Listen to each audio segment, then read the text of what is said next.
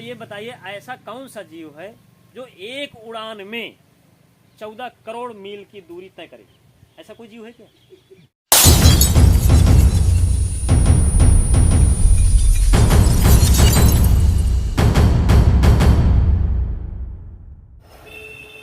समय देने के लिए आपको बहुत बहुत साधुवाद।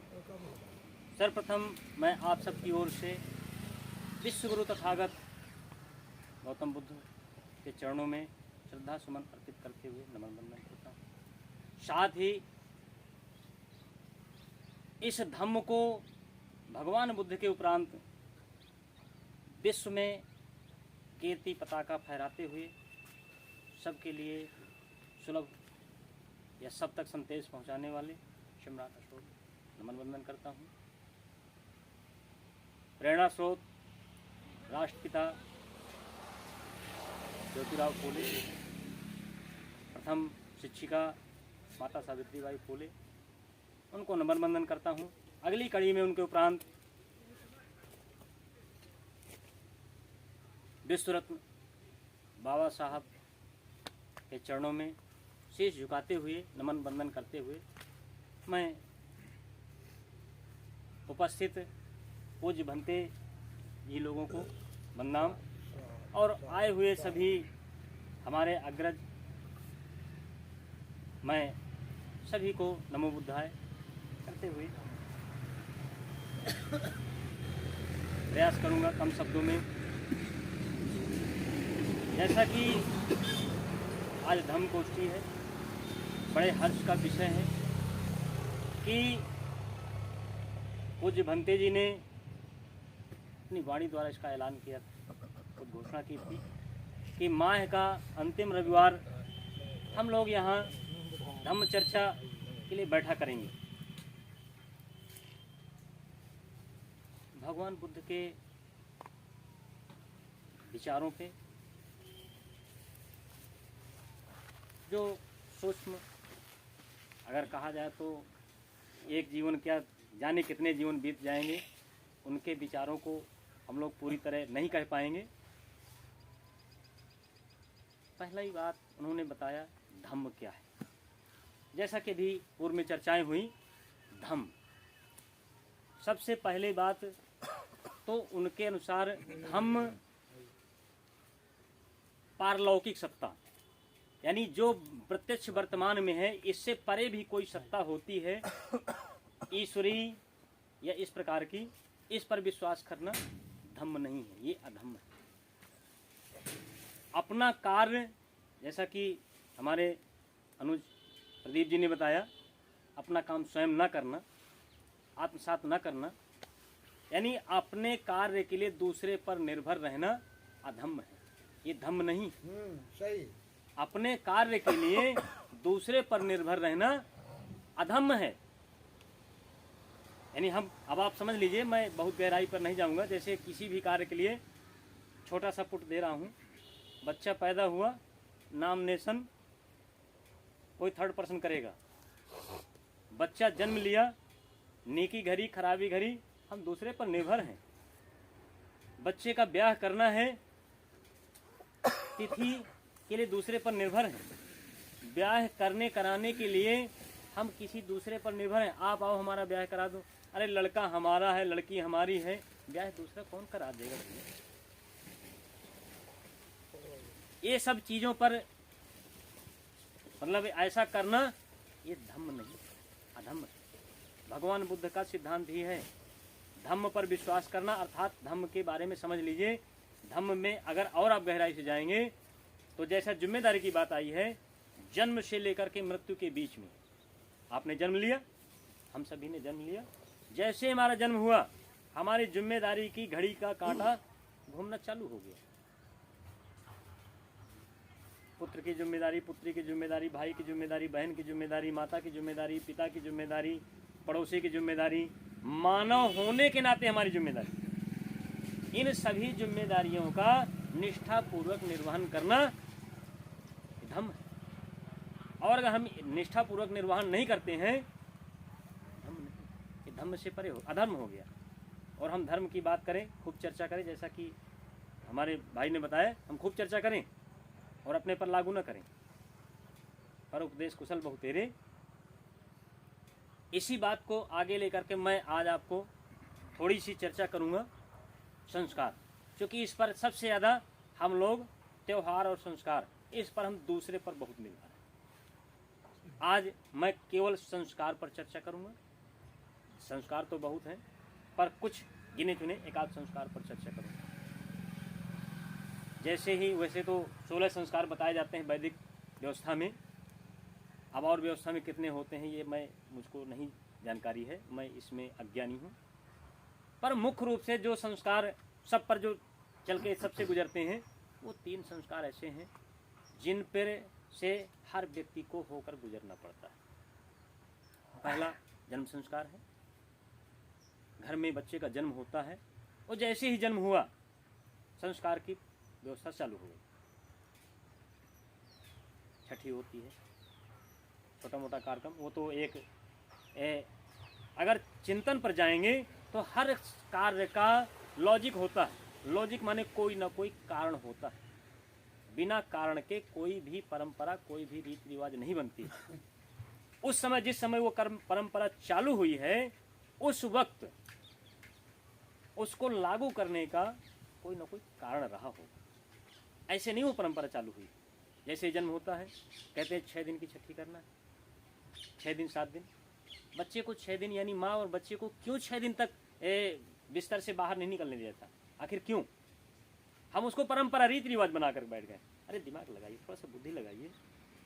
क्योंकि जन्म के बाद कहते हैं कि माँ का दूसरा जन्म होता है। पुत्र का तो जन्म होता ही होता है, पुत्र या पुत्री का, संतान का जन्म होता है, लेकिन माँ का भी दूसरा जन्म होता है। इतनी कमजोरी होती है, और यदि आप उसको ये परंपरा नहीं डाली गई होती कि नहीं 6 दिन 7 दिन आपको बिस्तर से नहीं उठना है, बस बिस्तर में ही रहना है और आपको वहीं खाना पानी की व्यवस्था की जाएगी, और प्रयास ये रहेगा कि अगर नित्य क्रिया के लिए थोड़ा सा आपको सहारा दे करके जाना है, बस यही व्यवस्था है। तो यही व्यवस्था है हमारे। तो आज दिमाग में अगर तर्क करें, भगवान बुद्ध के दर्शन के अनुसार यदि हम तर्क करते हैं तो हमें यही समझ में आ रहा है। अगर ऐसा नहीं होता तो चूँकि अस्वस्थ है, कमज़ोर रहेगा, पेट उखड़ेगा या और समस्या आ सकती है, तमाम समस्याएं। दूसरी समस्या तत्काल आएगी।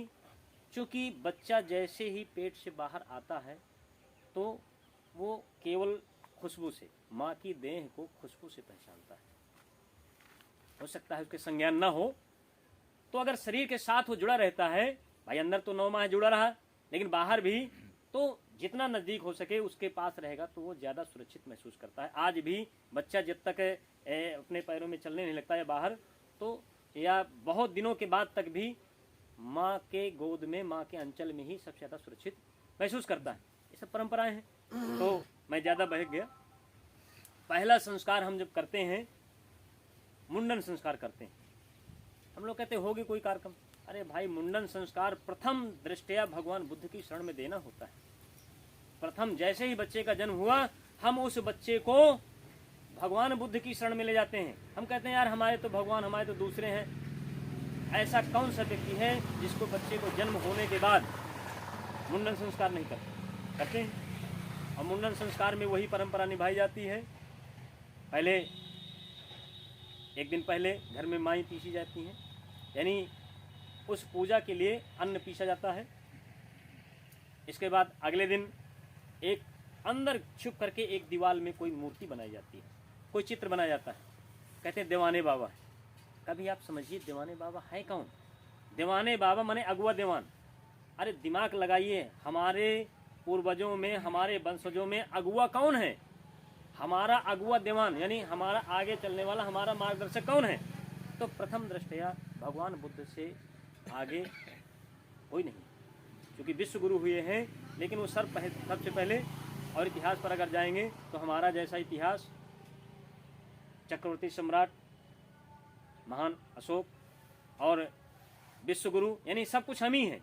लेकिन हम लोग क्या है, हम दूसरी जगह भग रहे हैं। हम गुरु दूसरे को मान रहे हैं, दूसरे से पूछ रहे हैं, यानी हम सब कुछ होते हुए। तो वो जो मूर्ति बनाते हैं वो भगवान बुद्ध की ही मूर्ति है, और उसमें पूजा सामग्री में 32 दुनखा भरते हैं। कहीं 32 बनते हैं, और अगर 2 दुनखा एक में बनाए जाते हैं तो 16 दुनखे बनाए जाते हैं। क्यों? कभी तर्क किया, विचार किया? काफ़ी लोग इस बारे में जानते भी होंगे, लेकिन हो सकता है कुछ लोग इस बारे में न जानते हों या कम समझिएगा। वो 32 दोने क्यों बनाए जाते हैं? भगवान बुद्ध के 32 लक्षण थे, 32 शुभ लक्षण थे। और अगर महापुरुषों में जिनको मानते हैं उन पे अगर आएंगे तो तीर्थंकर महावीर स्वामी के 24 लक्षण थे, और कृष्ण में 16 कलाएँ 16 लक्षण थे, और जिनको आप परम पूज्य मर्यादा पुरुषोत्तम राम मानते हैं उनके 14 लक्षण। तो सब सर्वोपरि 32 लक्षणों की पूजा करने के लिए हम 32 दुनखे बनाते हैं, और उन दुनखों में एक एक आइटम 5 आइटम डालते हैं। वो पंचशील है। वही पंचशील यानी शील सदाचार के नियम, शील सदाचार के नियम अर्थात ये बालक आजीवन आपके 32 गुणों को धारण करने की, 32 गुणों की प्राप्त करने की हमेशा प्रयास करेगा। और शील सदाचार के ये 5 नियम, चोरी नहीं करूँगा, झूठ नहीं बोलूँगा, हत्या नहीं करूँगा, बेविचार नहीं करेंगे, और जो है सुरा मेरे मज यानी कच्ची पक्की शराब प्रमाद उत्पन्न करने वाले स्थानों पर नहीं जाएगा। वो 5 शील एक दुनखे में, यानी हर जो 32 लक्षण हैं वो शील सदाचार यानी 5 सदाचार के नियमों से युक्त होगा। इस भावना के साथ हम 32 दोना भरते हैं, और 3 बार थाली में घी रख करके और 3 बार ऐसे धार देते हैं, बुद्धं शरणं गच्छाम, धम्मं शरणं गच्छाम, संघं शरणं गच्छाम, ऐसा करते हैं। ये हमारे भगवान बुद्ध की ही पूजा है। वो हम उस भगवान बुद्ध की ही वहाँ पर नमन बंदन करते हैं। लेकिन हम कहते हैं अरे बुद्ध का तुम कहाँ से ले आया, हम तो बुद्ध वाले न हुआ, हम तो फलाने भगवान को मानते हैं। आप सोचिए आप कौन? पहला संस्कार आपका पवज्जा जो है, पहला संस्कार आपको भगवान बुद्ध की शरण में दिया जाता है, यानी आपको वहाँ पर दीक्षित किया जाता है। पहला संस्कार 2 पत्री बनाई जाती हैं, 2 पत्तल बनाई जाती हैं, एक रखा जाता है, उसके ऊपर से दूसरी ढक दी जाती है। भगवान बुद्ध ने कहा था अगर जीवन में यदि आप सुखी रहना चाहते हैं, विकास करना चाहते हैं, तो आपको हमेशा 2 अतियों से बचना होगा। पहले यति कायिक भोग परम रुचि होई, अवारन योग प्रथम यति सोई। कायिक भोग यानी शारीरिक भोग। शारीरिक भोग बहुत कुछ आते हैं, अच्छा वस्त्र चाहिए, अच्छा खाना चाहिए, अच्छा कपड़ा चाहिए, अच्छा संभोग चाहिए, सब कुछ चाहिए अच्छा। और इतनी रुचि हो जाती है कि हम उसके पीछे दूसरे का लड़का मार देते हैं, दूसरे की मतलब दूसरे का धन छीन लेते हैं, सब कुछ यानी जितने भी मतलब अवगुण करते हैं अपने शरीर को सुख देने के लिए करते हैं। अंदर में उसका ध्येय यही रहेगा कि मेरे शरीर को सुख मिले। तो जिसकी अति रुचि हो जाती है वहीं से गलत हो जाता है। तो भगवान बुद्ध कहते हैं इस शरीर के प्रति बहुत अधिक रुचि, इस शरीर भोग को बहुत ज्यादा आपको तरजीह नहीं देना है, बहुत ज्यादा आराम नहीं करना। यदि आपका शरीर आराम करेगा तो ये कभी काम नहीं कर पाएगा। बैठे हैं, पड़े हैं, खाए हैं, अब ज्यादा खा लिया तो कहाँ से काम करोगे? ज्यादा आराम कर लिया शरीर टूटेगा। दूसरी,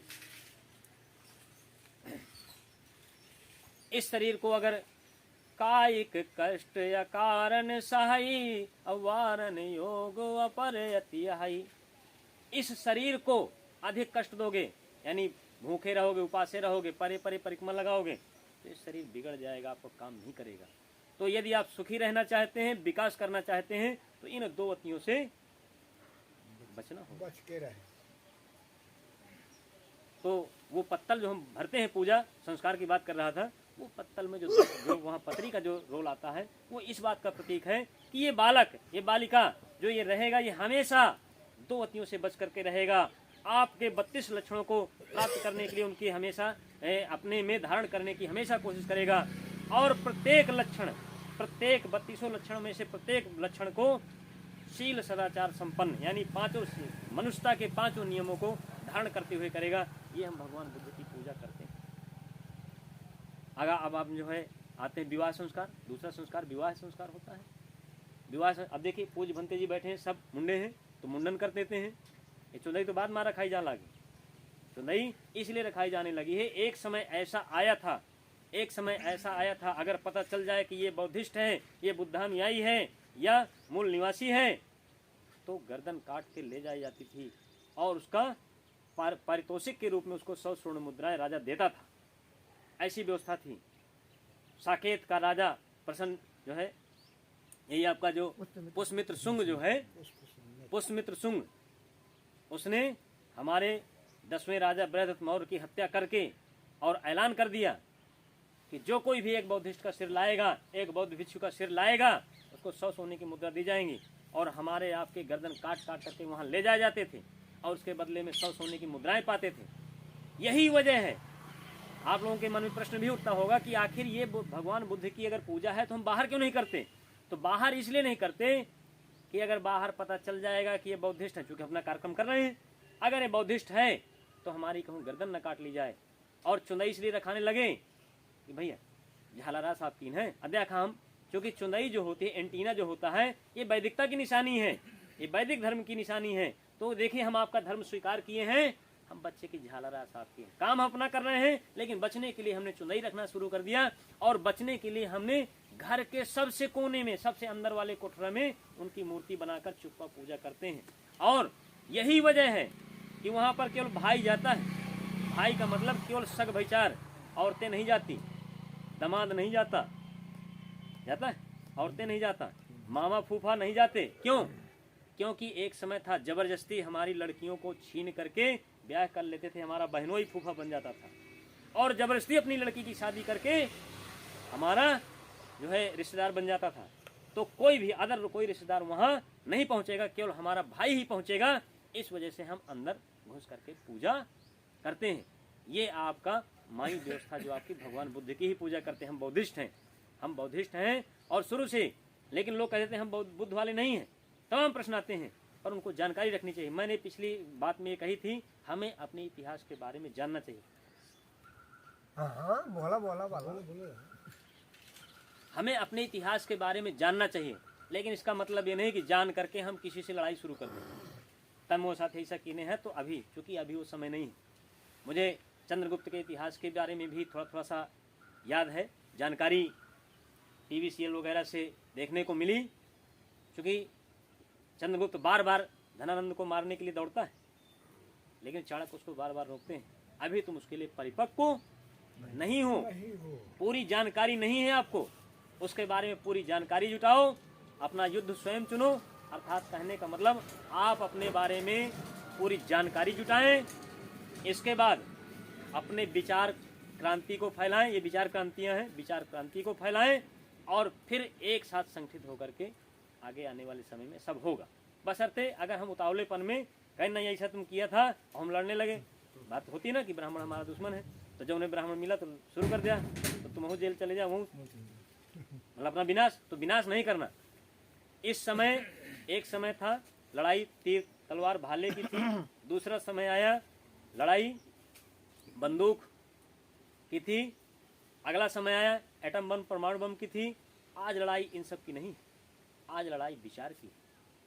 आज की क्रांति विचार की क्रांति है। आपको अपने बारे में जानना है और जान करके आत्मसात करते हुए समझते हुए हमें अगला कदम बहुत सोच समझ करके उठाना है। अब अगला संस्कार विवाह संस्कार आता है। विवाह संस्कार में भी आपका ये मुंडन, ये माई की प्रथा होती है, तो मैं इसके बारे में जानकारी आपको बता ही चुका। अब आप इसके एक दिन, ठीक एक दिन पहले आप खंभा गाड़ते हैं। गाड़ते हैं? क्या है खंभा? अशोक स्तंभ। आप खंभा गाड़ते हैं, आखिर क्या है खंभा? क्यों? ये सामने आपका अशोक स्तंभ रखा है खंभा, इसी की स्थापना करते हैं। आप इसको गौर से देखेंगे और अपने घर के खंभे को देखेंगे तो आपको जानकारी होगी कि ये अशोक स्तंभ, वही अशोक स्तंभ, वही हम इसकी स्थापना करते हैं। क्यों? क्योंकि इसमें अशोक और भगवान बुद्ध का धम्म ये दोनों समाहित थे। इससे पहले जब ये इसकी व्यवस्था थी तब मूर्ति की व्यवस्था नहीं थी, मूर्तियाँ बहुत बाद में चालू हुई हैं। तो इसी की पूजा, यानी इसी में हम दोनों समाहित करते हुए अशोक गणराज गणपति की स्थापना करते हैं। खूब किताबों में, खूब कार्ड में ऊपर लिखा रहता है गणपति, तो गणपति यानी अशोक। गणपति माने राजाओं का राजा, गण माने समूह, समूह, राजाओं का राजा यानी महान राजा अशोक की पूजा करते हैं, उसी में धम्म समाहित है। तो दोनों की स्थापना हम सबसे पहले करते हैं वही।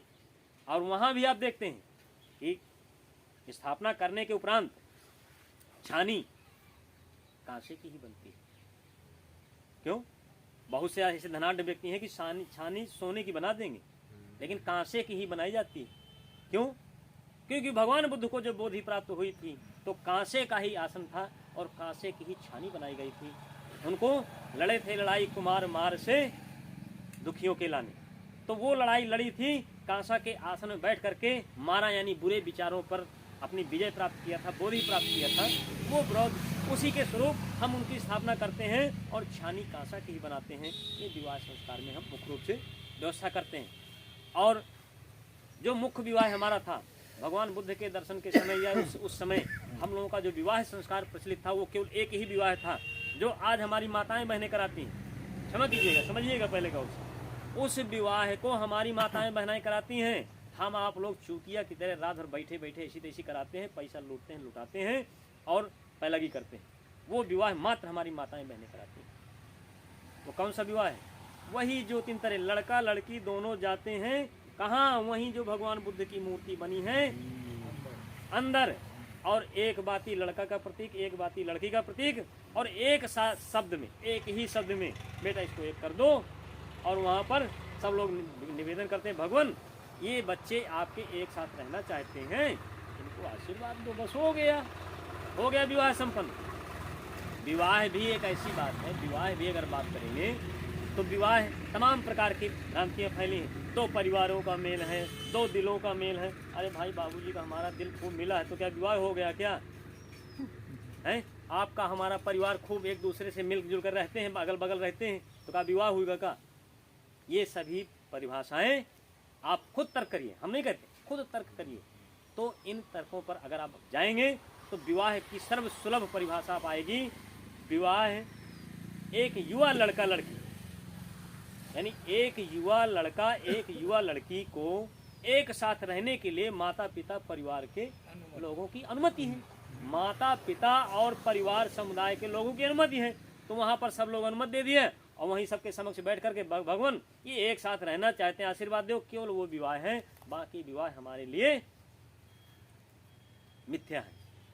तो हमें हर चीज को जानना चाहिए, समझना चाहिए और उसी के अनुरूप हमें कार्य करना चाहिए।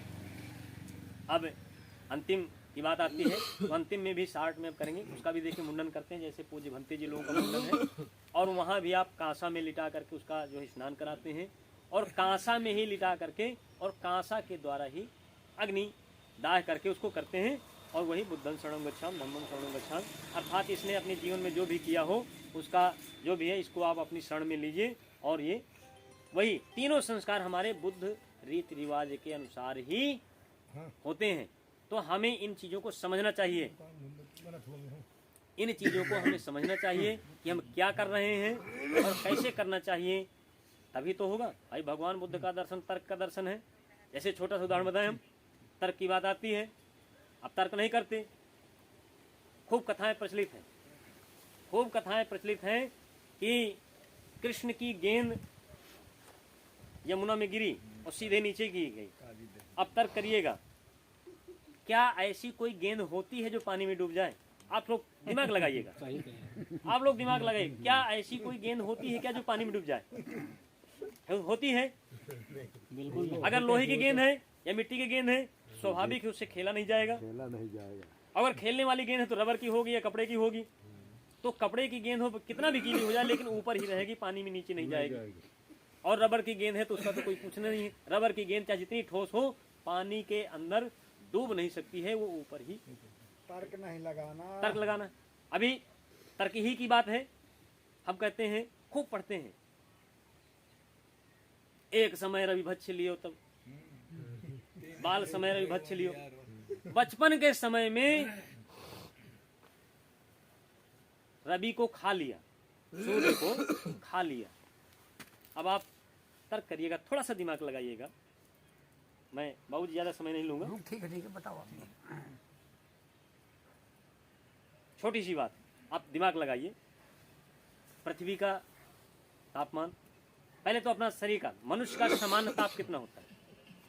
37 डिग्री, 37-38 इसी बीच में। ठीक, विचार करिएगा। मैंने सभी, मेरा मानना है कि लगभग सभी जीवों का लगभग 37-38 40 तक अधिकतम जो जीव होगा लगभग उसका टेम्परेचर ये रहेगा। और पानी 100 सेंटीग्रेड में उबलता है, पानी 100 सेंटीग्रेड में उबलता है। लोहा 230 डिग्री में पिघल जाता है। और